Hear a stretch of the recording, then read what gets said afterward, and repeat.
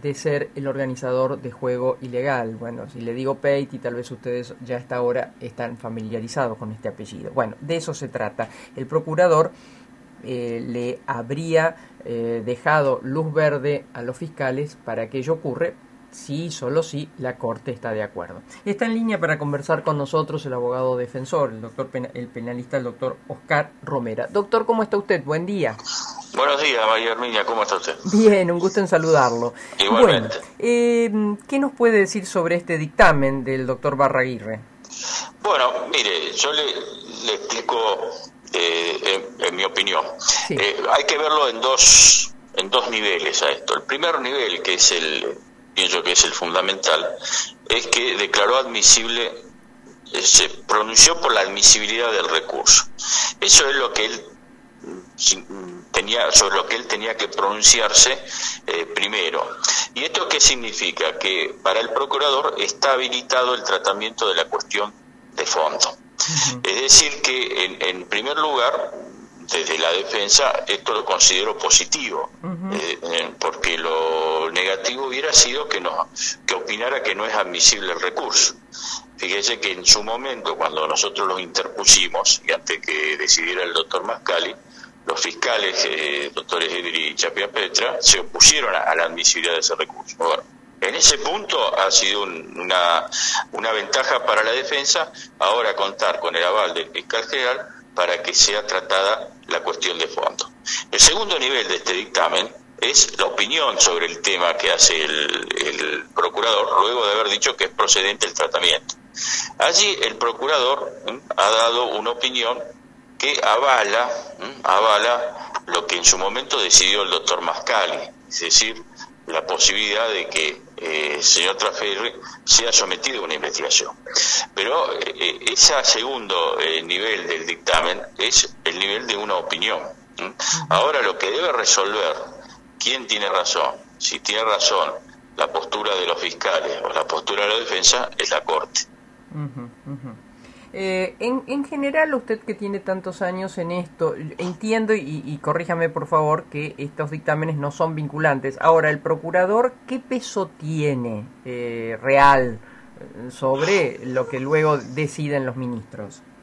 Mire, yo en mi experiencia, obviamente que uno no puede saber todo lo que juega a veces adentro en el mundo de la corte, que es muy cortesano, dicho sea de paso. Sí. Pero en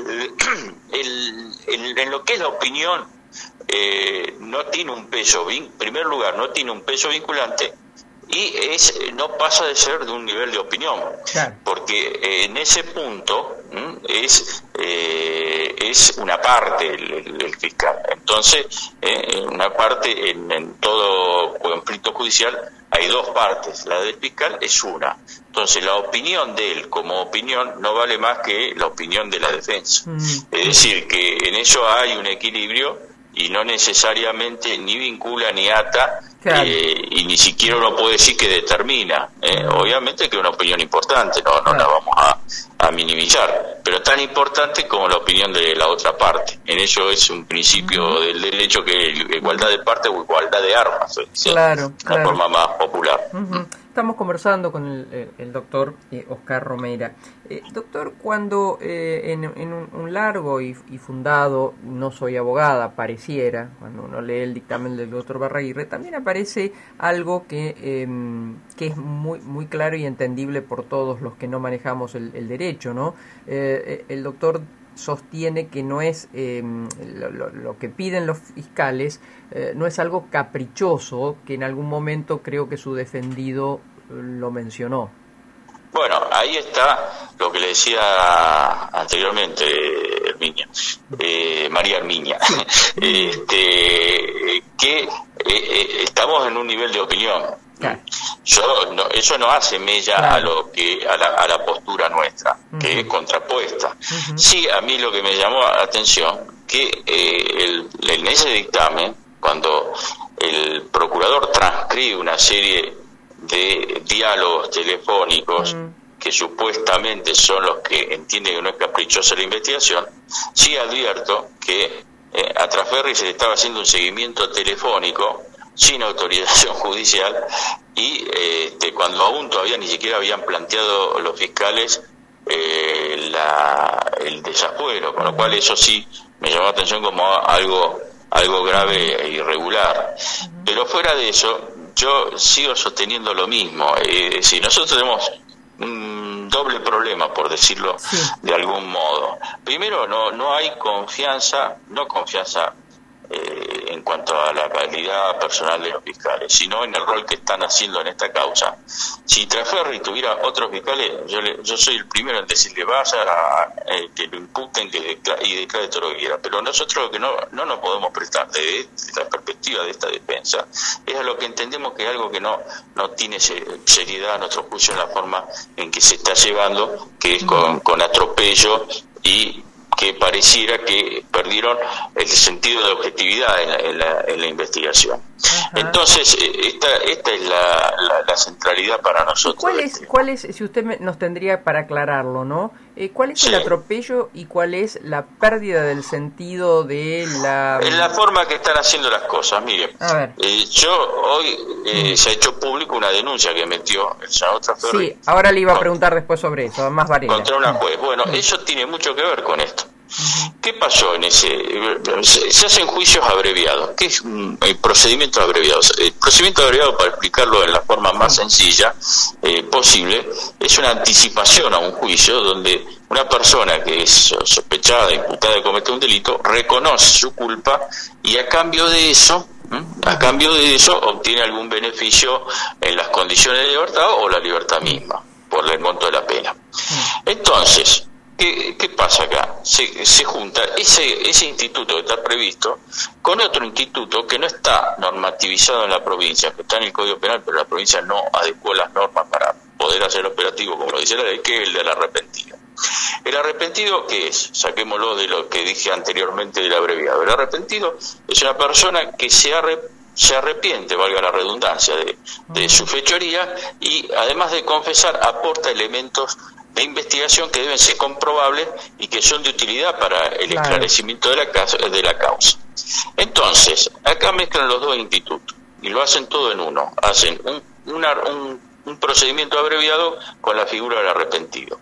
El procedimiento abreviado, la verdad que se obtiene es una verdad consensuada, es un contrato. Yo reconozco mi culpa y vos me aflojás la pena. No interesa si hay pruebas o no hay pruebas, nada.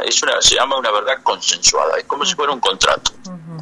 En cambio, en la figura del arrepentido, la juez tiene que verificar si los aportes que hace ese imputado para la figura del arrepentido son verosímiles, constatables, serios.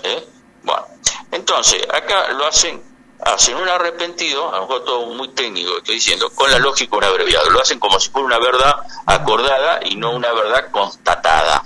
A ver si me entiendo, no sé, por ahí me hago lío. Ahora, doctor, pero bueno, yo los he escuchado a los fiscales diciendo que en el propio juicio abreviado de Peiti estaba esperando la jueza para, creo que el término es homologarlo, en tanto y en cuanto aparecieran los fundamentos de las cosas que dice. O sea, nunca escuché que porque alguien se presenta y dice hágame un abreviado se lo hace. Bueno, pero esto es lo que sucedió en este caso que motiva la denuncia de la doctora Masvarela. Pero además hicieron otra tropelía jurídica. Hicieron mal las cuentas de la pena. Entonces, la juez tiene que controlar, la jueza tiene que controlar que se aplique bien la pena. Pero armaron la pena para que sea 3 años y pudiera salir en libertad condicional. Pero hicieron mal las cuentas. Entonces acordaron una pena de 6 años, y eso estaba bien, y después la redujeron, la dividieron por 2, que eso no tiene marco legal para hacerlo. Entonces, y además no le aplicaron la pena de multa. Estos delitos que son cohechos, se llama, o coimas, vamos a decir, el sentido del lenguaje de la palabra, los delitos de coimeros, tienen pena de multa que tiene que ver con el valor de lo que se benefició por su actuación coimera, diría. En el caso de Ponce Asad, él se fue a su casa porque las penas fueron mal hechas aritméticamente, no le estoy hablando de una discusión jurídica, hicieron mal las cuentas de algo que se suma y se resta, porque no supieron ni los fiscales ni la juez sumar y restar, y además se fue con plata en el bolsillo porque no pusieron la pena de multa, que es obligatoria, no es algo que puede ponerle o no. Y además hay otro elemento que fue muy que hace un poco al valor de ese tipo de cosas. Cuando una persona se arrepiente, la ley, que insisto no está normativizada en la provincia, es una ley nacional que las provincias se deben adherir, y acá en la provincia de Santa Fe no se adhirió, pero bueno, la ley nacional que dice, al arrepentido le tienen que hacer saber en el momento en que se acoge a ese beneficio, que en caso de que sus dichos sean falsos, no sean verificables, y lo has hecho con intención, obviamente, tiene una pena muy grave, comete otro delito. Claro. Un delito que no es estrictamente falso testimonio, pero sería algo equivalente.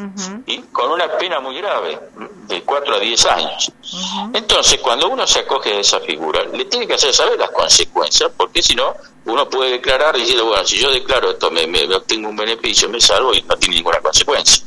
Con lo cual, no le hicieron saber al señor Ponce Asad que ahora, doctor, perdón, ¿usted cree por casualidad que Ponce Asad no sabe esto?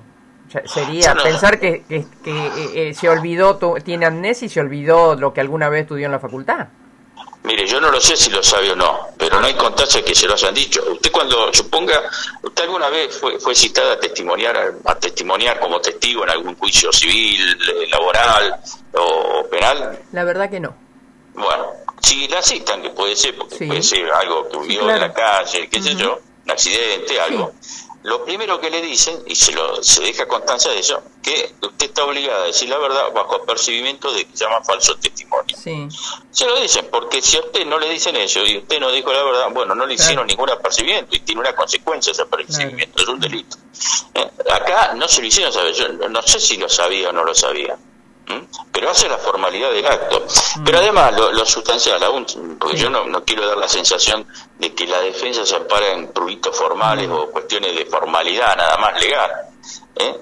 Es absurdo pensar que se puede probar hechos con el solo dicho de una persona y que esos dichos, porque no están corroborados, y eso lo aseguro, se lo firmo, si no están acompañados con otras evidencias, porque si no, cualquier contacto que yo pueda tener con distintas personas, y yo soy el que le pongo, el arrepentido, el que dice, bueno, se juntaron, bueno, y le pone el contenido a esos contactos, estamos quedándonos en dichos. Y yo puedo, yo siempre, no sé si se lo dijo a usted o a otro, pero le pongo el ejemplo.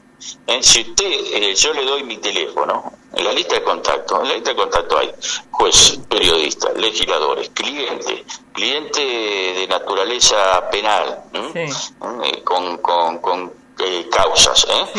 Bueno, uno se puede hacer un festival de deducciones, y decir, bueno, mira, Romera, María Herminia Grande y Peiti, para poner un nombre conocido, tienen contacto entre sí o están en un mismo grupo, que yo no sé. Y bueno, ¿eso qué dice? Nada. Yo no le puedo poner el contenido a esos contactos por solo dicho. Ahora, si hay una foto que yo le estoy entregando, no sé, dinero, cámaras de la calle que ven que no solamente nos reunimos, sino que le entrego un sobre, bueno, ya estamos a otro nivel, que es lo que pasó con los cuadernos. La causa de los cuadernos famosa, lo que valía no era la bitácora en sí mismo que había hecho ese testigo que dio los cuadernos, sino que esos datos que ponía en los cuadernos fueron confirmados por otros elementos, porque si no es fácil imputar personas y meterla en un problema. Doctor, finalizando y agradeciéndole su tiempo, sus explicaciones, procesalmente, ¿cómo sigue esto? ¿Ahora hay que esperar lo de la Corte o cómo es? Ahora viene lo de la Corte, en teoría, después que se pronuncia el fiscal general, el doctor Barreguido en este caso, va a estudio de cada juez en forma personal. Es decir, son 6 jueces de la Corte y en teoría los plazos son indicativos, no son fatales, no son plazo especial, pero cada juez tiene 10 días hábiles de estudio del caso. Aunque no quiere decir que a lo mejor pueda ser 13, 14, 15, 20, no es que... Claro. Y así que imagínense que yo creo que ya este año no creo que podamos tener un fallo de la Corte en este tema. Claro. Yo lo que estoy muy confiado en lo que pueda resolver la Corte o provincial o eventualmente la nacional, porque el planteo de Trasferri está respaldado, aunque no aparezca así en el escrito, porque como era una cuestión constitucional y yo soy penalista, yo le dije, Trasferri, esto hay que preguntárselo a un constitucionalista. Entonces pedimos la opinión y un dictamen muy enjundioso de un constitucionalista de primera línea del país, que es un miembro de la Academia Nacional de Derecho, profesor titular de la UBA. ¿Se puede saber quién es? Alfonso Santiago se llama. Alfonso Santiago, que se ha especializado dentro del derecho constitucional en los fallos de la Corte, con lo cual tengo mucha tranquilidad en que tenemos serios argumentos para que esto salga como tiene que salir. De todas maneras, insisto, Trasferri no es que no pueda, Trasferri fue a declarar voluntariamente y no le aceptaron los fiscales esa declaración voluntaria porque querían imputarlo ya, someterlo a un proceso. Pero Trasferri fue a declarar y puede ir a declarar todas las veces que quiera necesario. Lo que no quieren escucharlo son los fiscales, porque no les sirve para la lógica de lo que ellos están sosteniendo, lo que ellos están buscando.